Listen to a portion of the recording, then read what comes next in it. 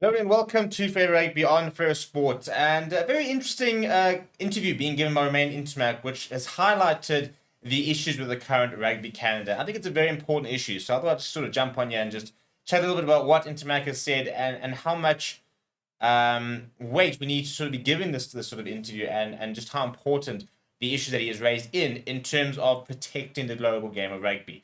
As we are very much sort of in the time where we doing a lot of self-reflection. I think after a World Cup, for example, we're going into a new World Cup cycle. Lots of different sort of innovations which are coming across in the next few years with regards to the Rugby Canada, which are attempting to sort of prevent the issues that Remain Intermac has highlighted. But it's been a very interesting perspective for a player who's gotten quite a long-term injury and has been able to sort of reflect on the benefit actually of this injury and in many ways sort of that sort of highlighted the issue with the current sort of game.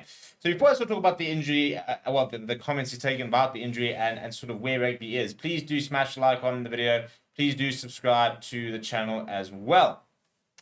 Right, so if we look at Take obviously he does ACL and it's currently in the middle of sort of making his return. He's still not in a sort of date and not expected to play in the Six Nations just yet. But he's come out and said that modern day rugby players, and particularly in France, are being put through far too much at the top level and are not getting enough break. And it's an interesting sort of concept because certain teams, certain countries, for example, have actually sort of realized this and put in sort of very stringent conditions to manage player workloads and player welfare. So, for example, if you look at South African teams, last year, there was times when they weren't allowed to select Springbok players or players of national interest, for example, due to having to have them rest so that they could be sort of fresh and they could kind of manage their workload. The issue, however, is that overseas, for example, when players are playing in France or England or Japan, they don't have that luxury of being able to control, being able to talk and liaise with these unions about the workload.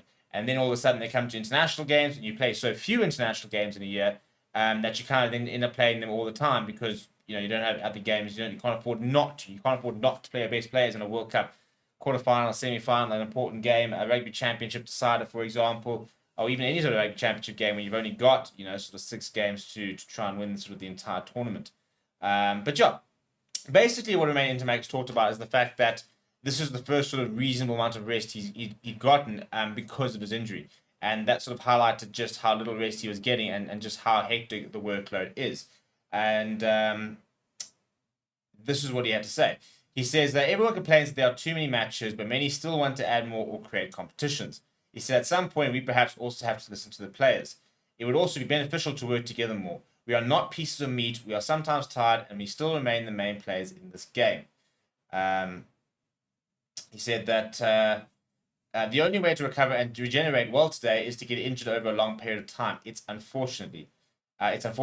I honestly don't see, given the state I was in during the preparation this summer, how I could continue with another season after the World Cup. So it's interesting because basically what he said is that this ACL, not quite to go far as to say it's a blessing in disguise, but it's forced him to actually take time off. And he was basically saying that he would have been on the verge of breaking down had he not almost been forced to take this break. Now, we're talking about a 24-year-old player, by the way. So we're not talking about someone who's sort of in his 30s and playing for 12, 15 years at the top. We're talking about a young player here who's playing far too much rugby and his body's starting to take a toll. And this is why it needs to be a bit of a red flag. And this needs to be something that gets taken quite seriously because we cannot afford to have players breaking down and having short-lived careers, for example, and not living up to the expectation because we're playing them into the ground.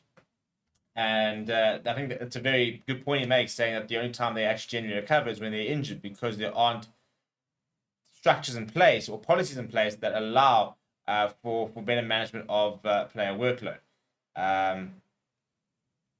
So it then sort of basically said that rehabilitation takes quite a bit of time. There are plenty of things to do. You have to relearn the need to stretch and bend properly. Then I continue the cardio and work on my upper body. But that was the last part of the thing. So apparently at this stage he is supposedly set to make a return around the end of March or early April. So sort of the latter stages of the career.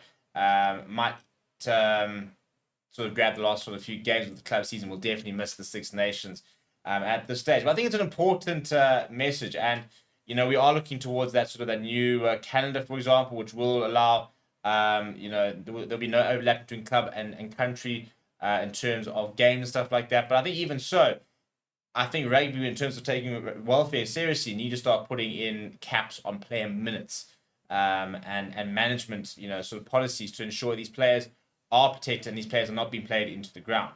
And it's difficult because every single player is different. Some players can play many minutes and be absolutely fine. Some players need to have that time off to be able to sort of freshen up. But every player needs to be able to recuperate and sort of recover from a season. And at the moment, the rugby calendar doesn't allow that, which is why we're moving towards a global calendar. So the question is, how do we manage this? Do you think this is something that World Rugby need to sort of get involved in? World Rugby almost need to take the lead and say, right, this many minutes per however many days, for example, this many matches and stuff like that, and then you have to either rest for this long or whatever. What do you think the best solution is here, and who do you think the owner sort of falls upon to ensure that we're not having this sort of situation ongoing? Let me know what you think down in the comments below. Please do smash like on the video. Please do subscribe to the channel as well. Thank you very much for watching. My name is Steve. I'll chat to you soon.